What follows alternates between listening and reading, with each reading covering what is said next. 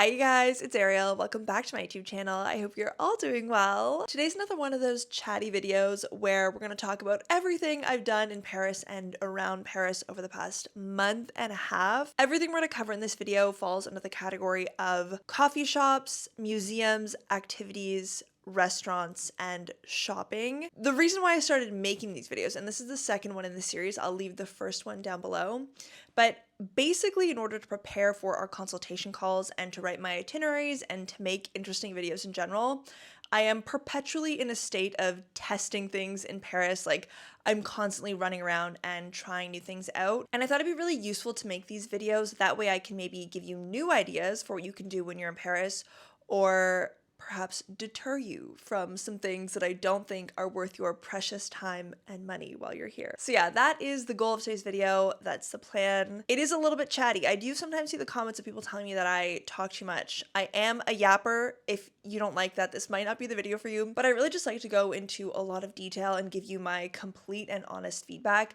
That way you get a real feel for the activity or the restaurant or whatever that we're discussing, so you can really evaluate whether or not you want to include that on your trip. And I'll also quickly mention that if you do want to book a consultation call with me or grab one of my itineraries, I have all that on my website, which is arielleparis.com. And very soon on my website, I'm also going to have a page where you can download. It's going to be for free. It's going to be a PDF with all of the links to purchasing tickets for like admission or guided tours to the main monuments in Paris and in France. The reason why I decided to do this is because I recently had a friend visit me in Paris, and she texted me in a complete panic because she had bought tickets to the Louvre off of a scammer's website. And I saw the price. This scammer charged her 100 euros for just plain old admission tickets to the Louvre. And obviously she couldn't use them, and they're like 3 times the price of an actual Louvre admission ticket. So I just thought it'd be helpful to give you guys a quick one-pager with all of the correct links. That way you can feel confident in booking your tickets. I don't have it out yet. It is coming very soon, but yeah, I just wanted to mention that in case you were worried about booking your tickets. I was honestly shocked. Like, Arielle in Paris, her own friends are getting scammed. I can't even imagine how many other people are falling for these scams. So yes, all that to say, let's get into today's video. We're going to start with my list of coffee shops. The very first coffee shop on my list is the Rooftop Cafe at the Musée d'Orsay, which is the museum on the left bank of the Seine. It was the old train station that turned into a museum, one of my favorite museums. We'll get into it later when we get into the section of activities and museums. But yes, this cafe is located on the rooftop, so the 5th floor of the museum, and it only recently opened. It wasn't open last year or the year before. It's pretty new, and it's only open during the summer or hotter months. Like, it's not open in the winter. So this is one for people who are planning trips in the spring and summer of 2026. That said, you could probably take this one off your list if you're hoping to visit it. It was very disappointing. I was so excited to visit this cafe. Like, I was looking forward to the view. I don't know, I just thought they would have done a really good job, but it was actually not a cafe. It was more of a terrace/bar. So they offered a lot of different things like tea, coffee, wine, champagne, certain snacks and stuff. But just because they offer a lot of quantity doesn't mean that any of it was quality. Like, the coffee was pretty bad. It was just one of those cheap sort of instant coffee machines. The smoothies were all really pricey, bottled smoothies. The tea was like 6 euros for a tea, and it was just a paper cup and a tea bag. They didn't offer any savory snacks. It was only sweet snacks like madeleines, cookies, muffins. The decor was also a little bit subpar. It was gray, unaesthetic patio furniture.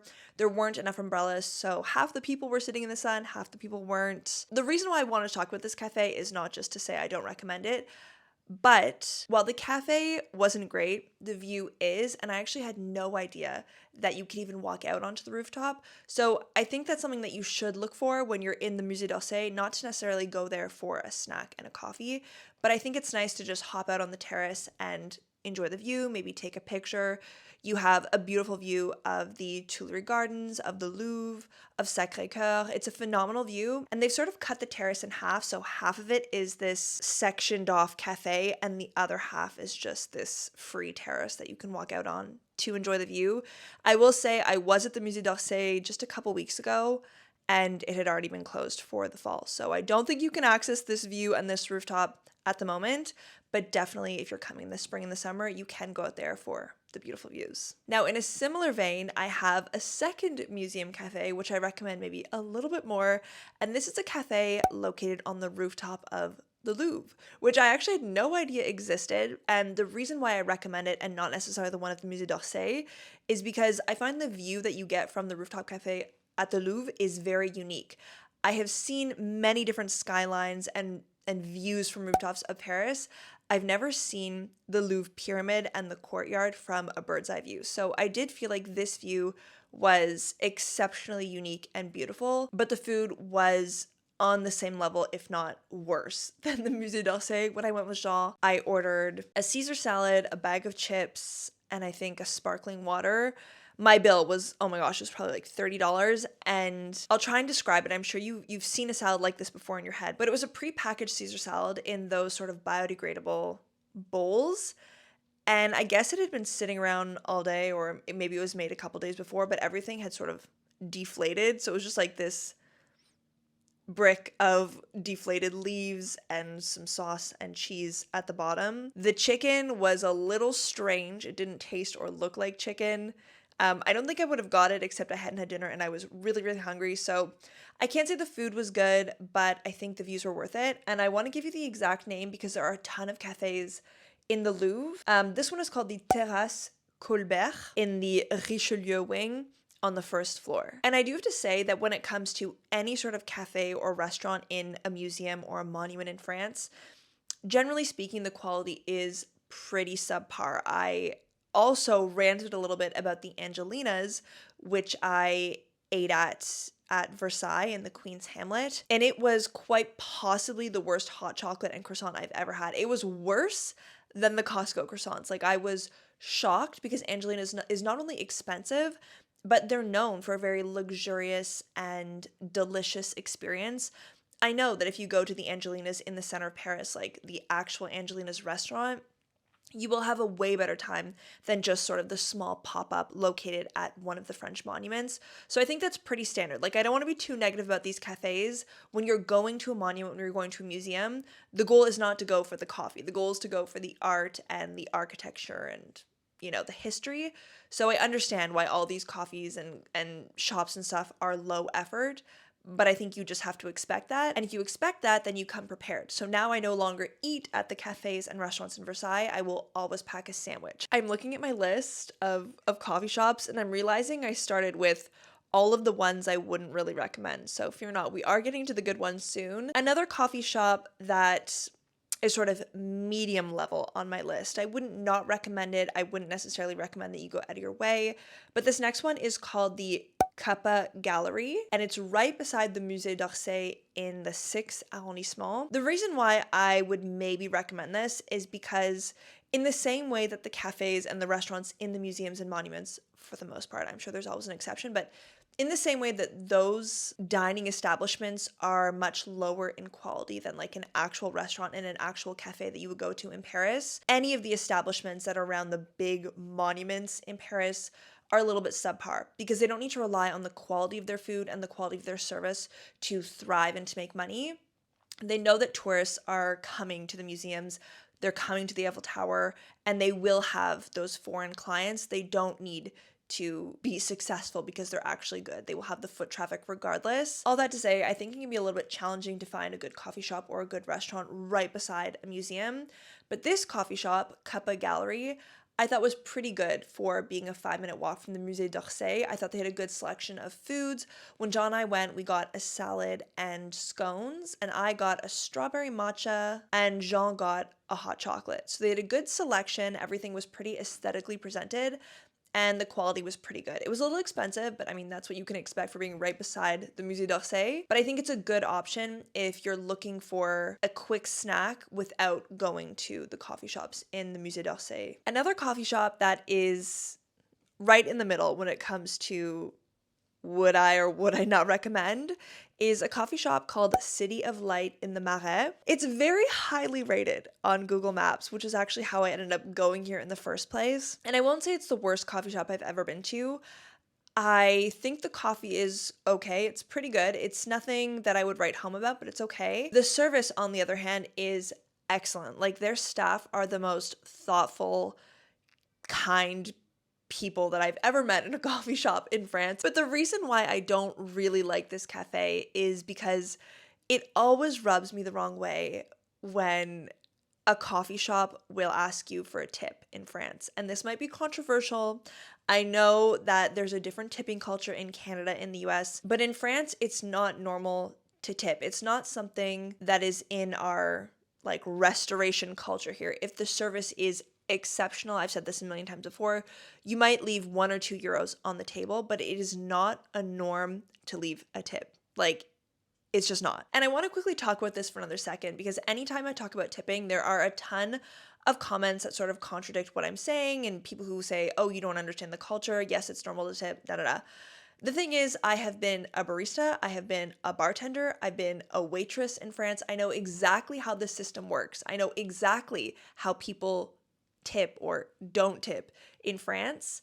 I know the salary that I received as a waitress, as a bartender. And I also, like 90% of the friends and family that I have in France are French, and I go to dinner with them, I go to coffee with them. Like I have a very good comprehension of what the tipping culture is here. And I can tell you, when I was a waitress, when I was a bartender, not a single French person left me a tip. The only people who left me a tip were the Americans and the Canadians. And it's always very nice and thoughtful, but it was never something that I expected. I mean, I guess you kind of expect it because like it's pretty often that you get a tip from an American customer that you're serving, but I just know that factually it was not part of the work culture to expect tips from French people. And you didn't need them because I earned a salary. And not only did I earn a salary, but I had benefits. Like I had the same benefits as every other person that works in France. My metro was covered. I received 200 euros of ticket restaurant. There are these little gift cards that you can go spend at restaurants and groceries. I had health insurance. I had bonuses throughout the year. Voilà, those are my 2 cents. I'll stop the rant there. But all that to say, it's not a part of Parisian or French culture to systematically leave tip when you go to the grocery when you go to a coffee shop or when you go to a restaurant. Let's circle back to City of Light. The thing that kind of irks me about this coffee shop is that when you go to pay, they sort of flip the tablet to you and they ask for a tip, and the starting tip is 10%, which is high. That is very high by Parisian standards.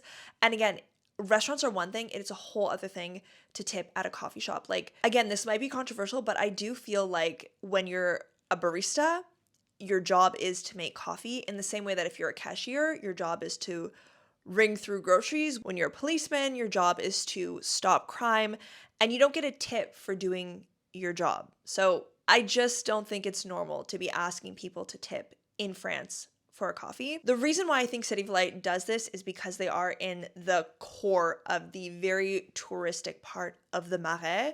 So they probably are used to getting a lot of Anglophone, American, Canadian customers.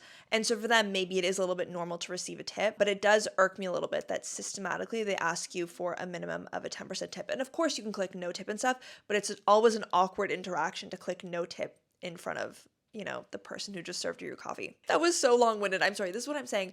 When I'm on to a topic that I'm interested in or that I want to talk about, like I will yap away. But let's get to our next coffee shop.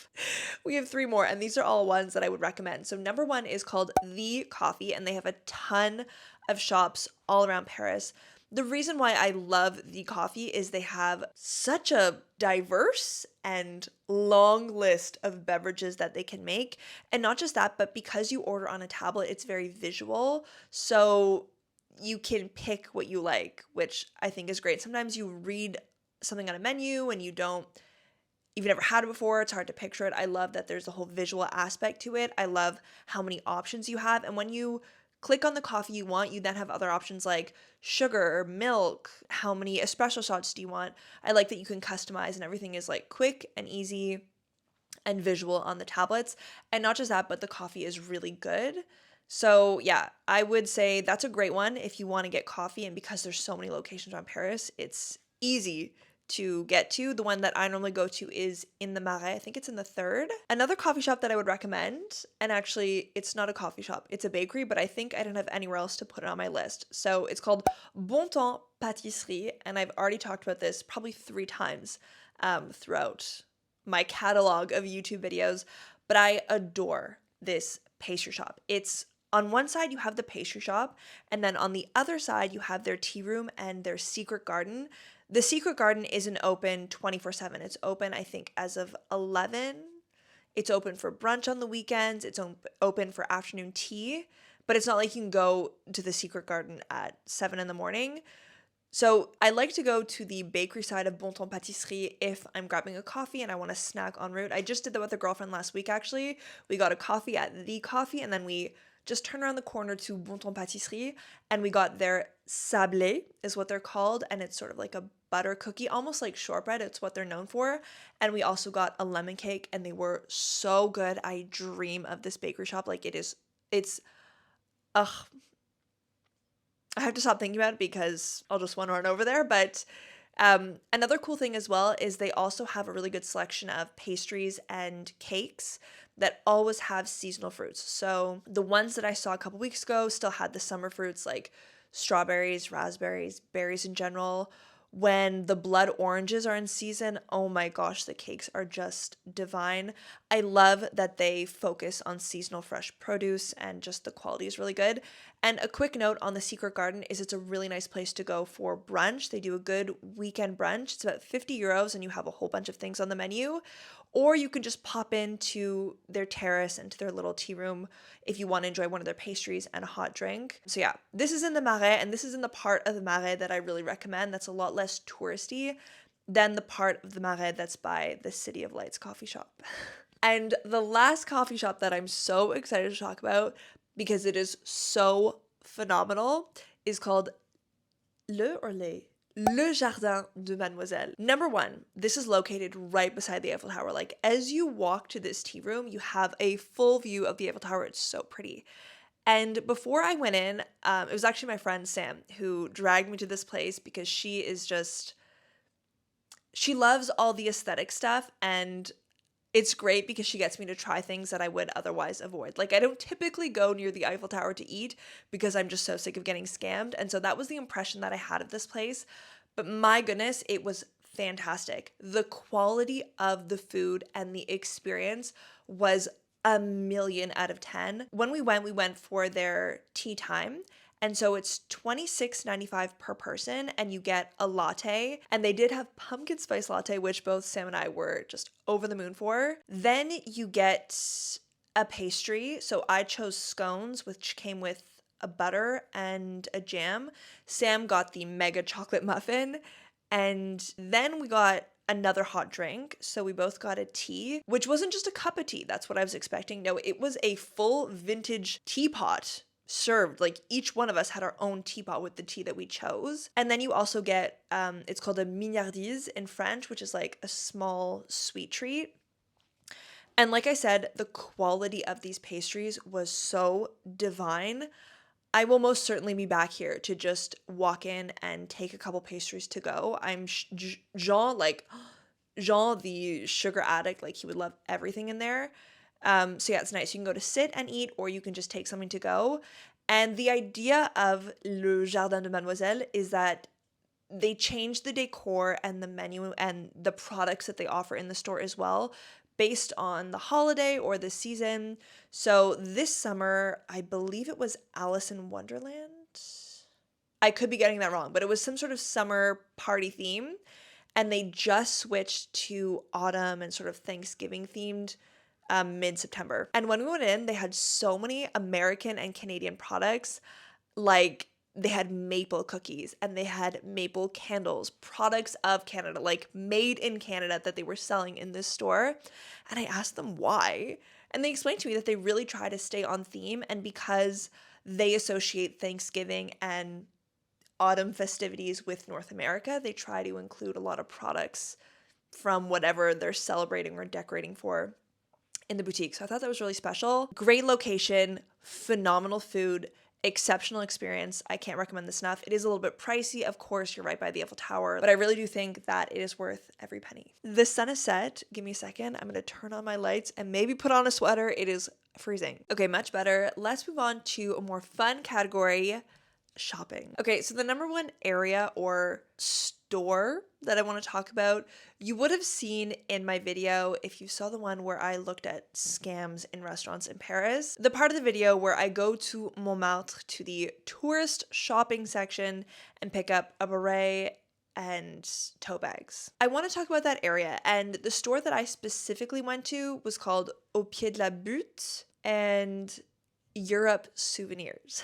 Now, I really have mixed thoughts on this strip of stores because I do understand the desire in wanting to have a small souvenir like a keychain or an I Love Paris t-shirt or a beret. Like, I understand wanting that kind of souvenir. I think for me personally, now when I travel, I prefer to buy something that is made locally, like artisanally made, that's made ethically, that is a part of the culture, that's something I can wear or use on a daily basis. I think that's more my focus when I look at souvenirs and shops that I like to recommend. I also think that Montmartre is a tough subject at the moment because there is a lot of outcry from locals that their neighborhoods are being completely overrun, not just by tourists and tourism, but all of the shops and restaurants that are now catering to the desires of tourists and tourism in general. What I mean by that is similar to the Marais, where you have the local florist being replaced by a Krispy Kreme, or in this case, being replaced by one of these tourist souvenir shops. Those are just my 2 cents. I think if you're looking for quality souvenirs, things that you'll actually wear and use in real life and that are made by local artisans, and there's a ton of other options available to you, I don't think I would recommend either of those stores or that strip in general for shopping. Another store I wouldn't recommend, and I have to look at my notes because I'm not going to pronounce this correctly. You guys are going to laugh because this one is a pretty well-known store. It's called DEHILLERIN.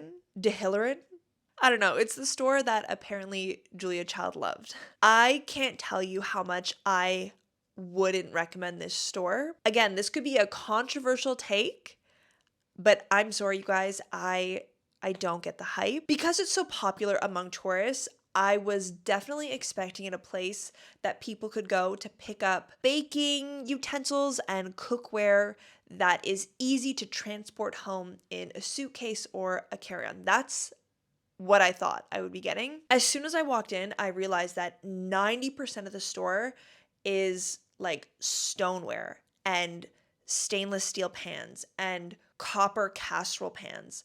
Like, I just struggle to see how a non-local would come into the store and purchase like a 10-liter Le Creuset and carry it home with them in their suitcase. And I say that because I think I was disappointed. I thought that they would have more of a selection when it comes to actual cooking utensils and baking utensils. But like I said, the vast majority of products that they sell in the store are heavy cookware. Like, I'm talking the Dutch ovens, the heavy frying pans. That's mostly what the store is. The second reason why I wouldn't recommend this store is because I felt like the staff were not very knowledgeable. I went in, and when I realized that I could find the pans that I was looking for, I thought, oh, that's great. They must be experts. I'll ask them a question. And so I asked them a question about a certain French pan, the De Bruyere pans, and I wanted to know about a certain process for maintaining the pan and keeping its shape and stuff because I'm having problems with my own. And the gentleman I talked to had no idea what I was talking about and didn't know how to answer me. And he was like, oh, maybe I can get my colleague to help. Like, I'm not really sure about these pans. I don't know too much. He never got his colleague. Like, I never got an answer to my question, which is absolutely fine. But if I'm going to a store that's known for their cookware, like, I would hope that they could answer technical questions that I have about the products. And they didn't. I might have just come on a day, when it was a junior sales associate. I don't know. Like, I don't want to judge the store, but I didn't feel satisfied with the knowledge that they were giving me or like the technical advice that they were giving me on the products I was looking at. Now, I do want to recommend stores that I would go to if you're looking to buy French cookware or French cooking accessories that offer more of a selection when it comes to the smaller things that you can bring home. And I say this because when I was going to the store, the DEHILLERIN store, I was going with the intention of buying chocolate molds to make one of my friend's homemade chocolates. And they had like 5 options. And again, because this store is so known and popular, I thought I had missed the section. So I went over to the cash and I was like, I'm so sorry, like, do you think you could just direct me to the chocolate molds? And the lady took me back to the section of 5 different chocolate molds. I'm like, oh no, I was looking for, like, there's no other selections. She was like, no, that's all we have. So all that to say, if you're looking for a store where you can actually pick up cookware souvenirs to bring home, I would recommend either the cooking floor at the BHV department store. It's giant and the selection is crazy, and the staff that work on that floor represent all of the different brands. So if you want someone from Le Creuset, you have a sales associate from Le Creuset. If you want a pan from De Bruyere, you have a sales associate from that brand. And then of course you have the entire main section, which is all of the accessories where you can just get a general store employee to help you. But I do find that because they have representatives from the brands on this floor, the technical advice you get is much more substantial. Now, if you're looking for baking accessories specifically, like sweet treats, confections, chocolates, candies, icing, cakes, like all that kind of stuff, I would recommend a store called Deco Relief. They have 2 shops near Châtelet, which is close to the Marais. I believe they are in the 2nd arrondissement. So that's where I go to get my baking supplies, and then the BHV for my bigger kitchen purchases. Oh, also, I will just quickly say they are so overpriced. Everything in that store was so incredibly expensive. Like, not for me. Not for me. Now, a store that I would recommend is the Grande Épicerie, or the Bon Marché, which I'm sure you've already heard of. It's the giant department store on the left bank of the Seine. And I don't want to spoil too much about the store because I recently filmed a vlog that includes a tour of the BHV, of the Bon Marché and the Grande Épicerie. So you'll see that in an upcoming video. But what I wanted to say is there are 2 Grande Épiceries in Paris. You have one in the 16th and you have one in the 6th. And I thought they were the same, but they most certainly are not. If you want to visit the Grande Épicerie, please don't go to the one in the 16th. It is significantly smaller than the one in the 6th. I'm talking like a quarter of the size. And because of that, they have infinitely less selection. There were really incredible products being sold at the Grande Épicerie on the left bank of the Seine. Products that like even surprised me as someone who has lived in the city for 5 years. Very interesting regional seasonal products. And I really stress that because the Grande Épicerie can be a hit or a miss, obviously, because there's a lot more interest from tourists. They do carry products that are oriented towards tourists. Like you have, for example, bottles of the Angelina's hot chocolate. You have pre-packaged boxes from all the big chocolate houses. You have sugar cubes in the shape of the Eiffel Tower. They do have sections and products of the store that are very clearly targeted towards tourists or are there to cater to tourists that aren't necessarily for French people. And that was my initial impression of the Grande Épicerie. But as I was going through the aisles, I found really interesting products. To name a few, their salts. They had a salt counter with like 20 different types of salts, and I grabbed 2 of them. They had salts that were aromatized with truffles, and then they had salts made with red wine. And I thought those are just so special. They make really great gifts or souvenirs to bring home because they're obviously, I mean, number one, produced in France, the salt from Camargue and the red wine from whichever region. So it's a special regional, locally produced product that isn't being mass sold in the same way that the famous chocolate shops and Angelina's hot chocolate is. There was another one that really surprised me. I'm drawing a blank. Anyways, there were a ton of other products that I purchased. I got the beurre bordier, the famous TikTok butter that you can get at the Grande Épicerie and put it sous vide and take it home. When I was there, I felt a little self-conscious waiting in the lineup of tourists trying to get their butter. But then I saw an older Frenchman like cut the line and take his butter and walk off. And that reassured me. I'm like, okay, if the older Frenchmen are buying it, it's got to be good. Voilà. There were tons of products that I thought were worth it. One other thing that I do want to say about the Grande Épicerie is the reason why I don't systematically go to the Grande Épicerie to get my souvenirs for when I come back home and like bring things for family and friends is because I'm not a huge fan of pre-packaged candies and chocolates and cheeses and sausages, because I'll use chocolate as an example, but chocolate that's artisanally made has a due date. Like, it's good for 3 weeks maximum. That's what the chocolate maker will tell you. And I much prefer to go to the neighborhood chocolate maker to have him, you know, make me a little box of the chocolates that he's made that I know are fresh, that I know are locally produced, that don't have a lot of chemicals and preservatives and all that kind of stuff. And I prefer to bring that home than going to the Grande Épicerie and buying the prepackaged chocolates and candies that they sell. Same thing for cheese, for charcuterie and the cured meats and stuff. Like, I'll go to a butcher and they can give me their selection and they'll put it sous vide for me and I'll take that home. So I typically prefer to go directly to the maker, whether that's a butcher, a cheesemaker, a confectionery, a chocolate maker, whatever it is. I find the quality is much better and that's what I prefer to bring home. But that's not to say that there aren't great products at the Grande Épicerie as well. You just have to be selective. Now, the last two stores I want to mention, and I'm just going to zip through them because I've already covered them in great detail in my last video on souvenirs.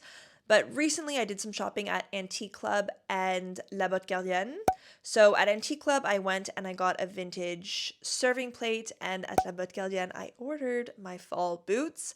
If you saw my video on souvenirs, then I don't need to like drag you through the whole story and heritage and history of these shops. They are some of my favorites. If you want to see interviews with Fanny and with Lolita, who run these two shops, then that is on a different video, which I'll leave linked down below. But I just want to put them back in your mind if you're looking for places to go for souvenirs. La Botte Gardienne produces made in France leather goods, mostly leather shoes and boots, but they also do belts and bags and fanny packs. There's just so much heritage to the brand. I think the best way to summarize it would be made in France, a full respect in the process and heritage of boot making and shoe making, and all of the products that they use to make their shoes is sourced in France for the most part. There's a couple others that come from Italy and Spain, but like 99% of the raw materials that they use come from France. And I actually recently toured their factory. I have a video on it coming out soon, so you'll see more if you're interested. But a great place to go for shoes. And Antique Club is a vintage boutique. Lolita sources vintage dishware, vintage children's clothing and toys and decor from all around France, and she puts it in her little boutique, and she does an excellent job of curating the boutique. Like, she just has she has an eye for fashion and for design. As soon as you walk in, you'll just be swept away by the magic of her boutique. And she's also very conscious to make sure she's selling things at affordable and fair prices. The reason why I say that is because sometimes in Paris you have shops or the brocante, the flea markets, that sort of try to price gouge, and it can be really frustrating because you don't feel like it's worth it to spend so much money on something that's secondhand. And Lolita is very conscious of that. All of her prices are very fair. All of her products are really good. I won't continue because I really do talk about them all the time, but I just wanted to let you know that I shopped there a couple weeks ago. We have 3 more categories, and I've realized that I've talked for an hour. Let's do restaurants because I only have 2 to talk about. The first one is going to be a quick one because you saw it in my restaurant scam video, and I'm talking about Iolanda and the Champ de Mars Cafe. These are the 2 restaurants that I don't think featured is the right word, but explored in my restaurant scam video. I don't need to tell you that these restaurants were terrible. You would have seen in the footage, the service was terrible, the behavior was terrible, and the quality of food was so poor. It was shocking to me, actually, how terrible the food was. So what I wanted to say about this topic is yes, those are two examples, but there are 100 other examples of restaurants that you want to avoid in Paris. And I think people left a lot of good tips in the comment section of that video that, generally speaking, 99% of the restaurants and the cafes that you're going to find within 50 meters of a monument is going to be much lower in quality because, like we've said, they don't rely on the quality of their food or their service to make money. They know that they will have foot traffic from tourists, and so they don't need to be good in anything other than location. So just something to keep in mind when you're trying to look for a place to eat in Paris. The second restaurant that I want to talk about is the Bouillon Pigalle. My goodness, they just continue to deceive me. Bouillon Pigalle is a well-known establishment in the 18th arrondissement. It used to be one of the best, if not the best, bouillon in all of Paris. For those who don't know, a bouillon is essentially a place that you go for a very affordable, homemade, hot French meal. They are iconic. They're very important to the history of Paris. We love a good bouillon. And Bouillon Pigalle had always been my go-to. Like, when people visited me, I would take them to the bouillon because it was such a special experience. And progressively, over the past couple of years, the quality has just gotten worse and worse. The portion size got smaller. The flavor of the foods got worse. It just worse and worse. Then I went there last night with two friends who were visiting me from Toronto. I was like, I need to take you out. We're going to this restaurant. It's gonna be such a good time. And the entrees were awful. Then we get our mains, and we had ordered steak and frites, which is what I order every single time at the Bouillon Pigalle because I love it. They have the best crispy, thin, homemade French fries, and the steaks and the steak sauce is just so good. So it was a real shocker when he put down our steak frites, and I could see these chunky, half uncooked fries, like clearly pre-packaged frozen potato sticks that they just like fried up in some oil for 2 minutes without fully getting them crispy and cooked.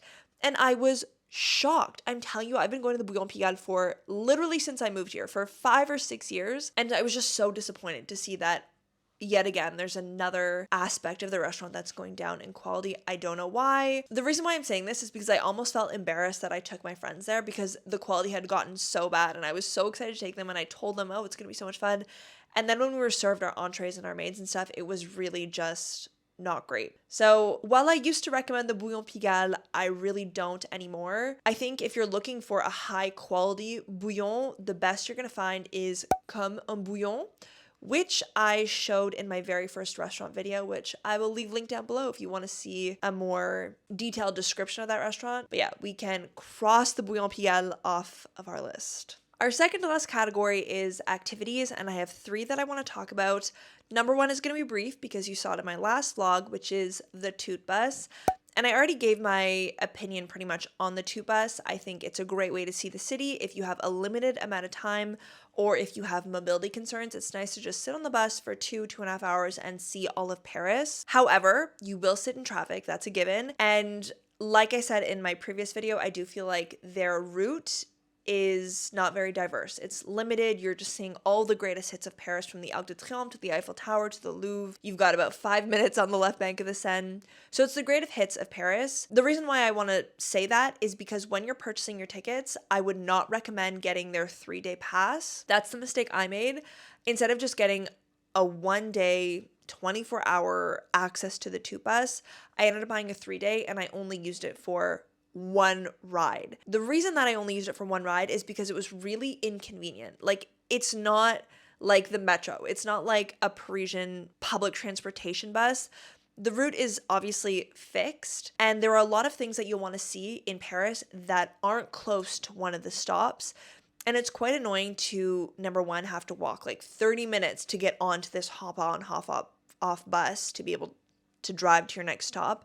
But number 2, if you're getting on, let's say in the Marais, and you want to go to the Arc de Triomphe, it is kind of crummy to wait for the bus and then sit on this bus while it weaves you through the traffic to get to the Arc de Triomphe an hour later. It's much more convenient to just take the metro and zip on over. So like I said, for the experience to see the city with a high vantage point, that's fine, but it's not something that I would rely on to like get around the city, a true hop on, hop off bus. Like, I don't really see the value in hopping on and hopping off. It just it was really hard to integrate the bus into like a day I was spending in Paris. The second activity that I want to talk about is one that took me forever to test, which is very surprising. But it is going to the races, the horse races at Longchamp, or the Hippodrome, which is located in the 16th, I believe. It's all the way at the west end of the city. Now, I will say I was heavily disappointed in this experience. It could be because I went at the end of the season. I went to their very last event, which was in early September, and I thought that the experience of going to the races would be exactly that, like an experience.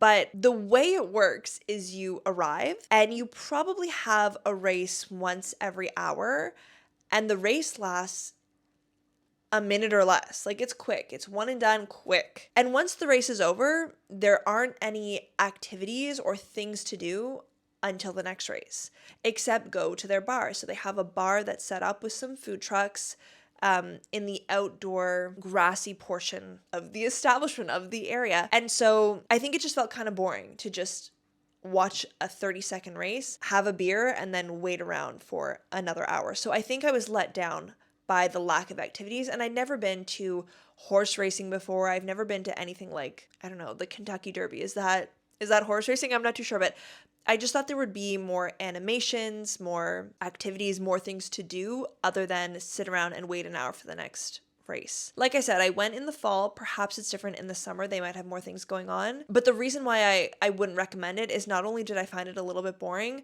but it is very far outside of the city. Like, unless you live in the 16th and you can walk over, you can just take a quick bus over, I'm not so sure it's worth it. For me, it was a big commute because you have to take a specific bus to get all the way there. Their shuttle buses to go home only take off once every, I think it was 30 or 40 minutes. And so you either wait 40 minutes for the next shuttle bus, or you have to walk 15 minutes, get on a bus, get on a metro, get on another metro.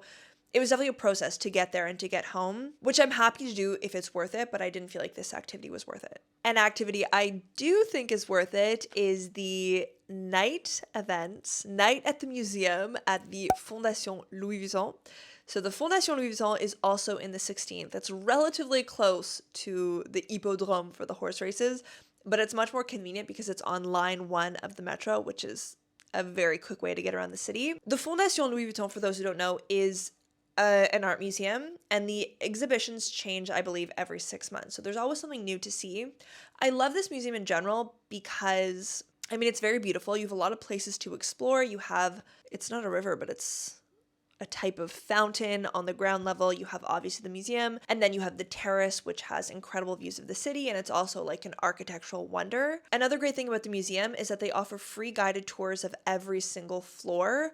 And so at the start of every hour, you can hop on a free tour, and, you know, that way you have access to a better understanding of the art that they're showcasing. On top of that, once a month on the very first Friday, they do a night at the museum kind of event. To get tickets, you have to log on 5 days before the event. You won't see it on their ticket box office online before that. You really do have to log on like exactly 5 days before.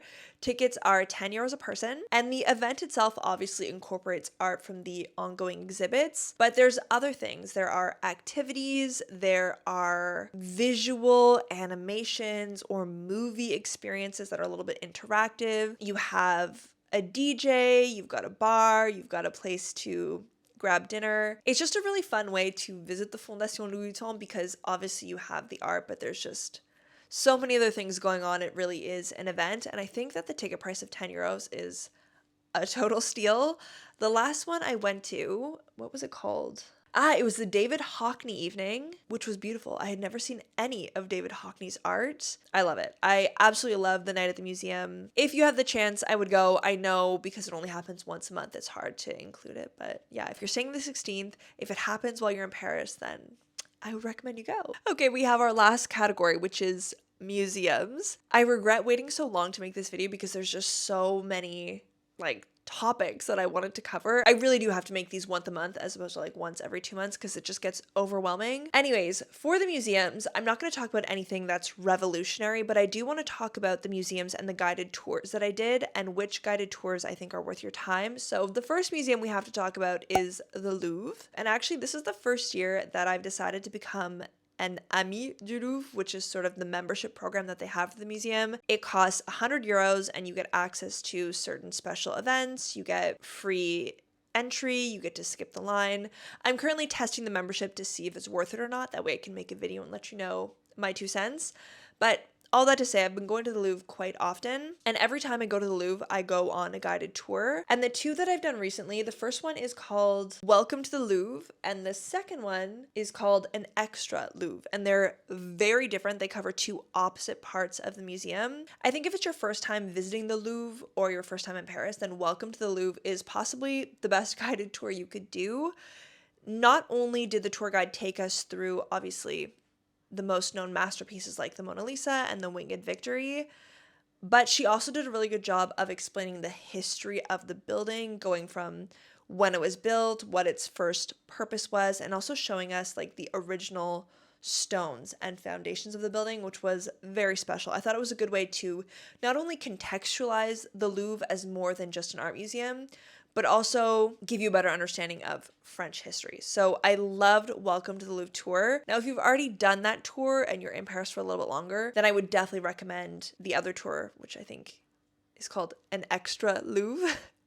This tour is done in the Richelieu wing, which the tour guide said was the least visited wing in the entire museum, which is surprising because I think it's the most beautiful. You have sort of a statue garden, all of the statues from Louis the 14th or Louis the 15th? Louis the 14th. And all of these statues are sort of displayed in this open air section of the museum with a lot of natural light. It's very beautiful. It's nice to just walk around. Like it's surprising that this is the least visited part of the museum. And so you go from the statues of Louis XV all the way through different parts of history, and you sort of end the tour with ancient Mesopotamia, which was incredibly interesting. I loved the storytelling on this tour. I loved the aspects of mythology. It was very interesting. That said, of course, you're not getting the masterpieces. You're not seeing the Mona Lisa. You're not seeing the Winged Victory. You're really seeing a different part of the museum that most people aren't even aware of. So I don't think I would start with that one. I would definitely start with the Welcome to the Louvre, but both were really good. And both tours were 10 euros, I believe. So if you buy admission to the Louvre plus the tour, it was 31 euros total. And what I want to say about doing a guided tour, because I get this question all the time during my consultation calls. Sorry, it's getting late. I'm a little bit tired. But yes, in my consultation calls, a lot of people ask me which tour guides I recommend, who I recommend booking a tour group with. And my answer is the same all the time. Always book your guided tour through the monument or through the museum. Why? Number one, their tour guides are not just people who've read a book and prepared a speech to say on the tour. Like, their tour guides are called guide conférencier. So these are lecturers that have studied this topic, that have degrees in the topic that they are giving a tour on. They're extremely knowledgeable, not just on the museum, on the works of art that you'll see, but they're also the most up-to-date on recent developments and new findings and new pieces of information. They have access to information that is only accessible to that museum and not to like a private tour operator.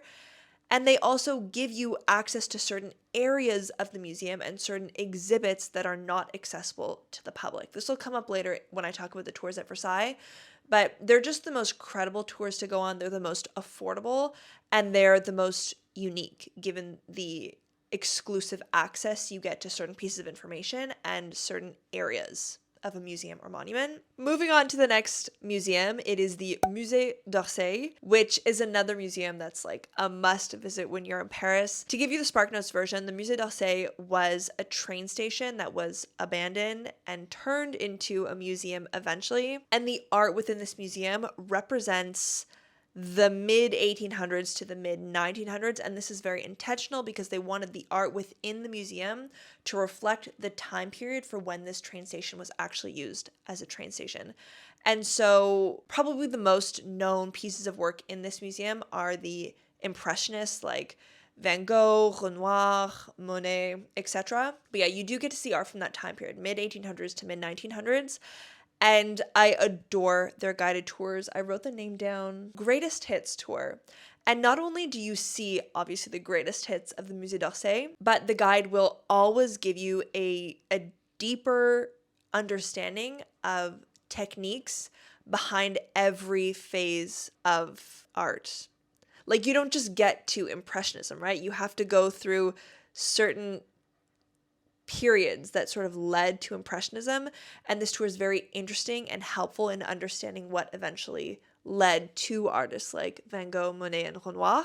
Every tour guide is different, so they have an idea of what they need to present to you, but they will add their own personal touch. They'll show you specific pieces of art that they really appreciate. They'll give you insights and stories that they personally feel connected to. I think for me personally, like, because I do so many tours, I find that this tour has been the best in piecing together all these different bits of information that I've learned traveling around France.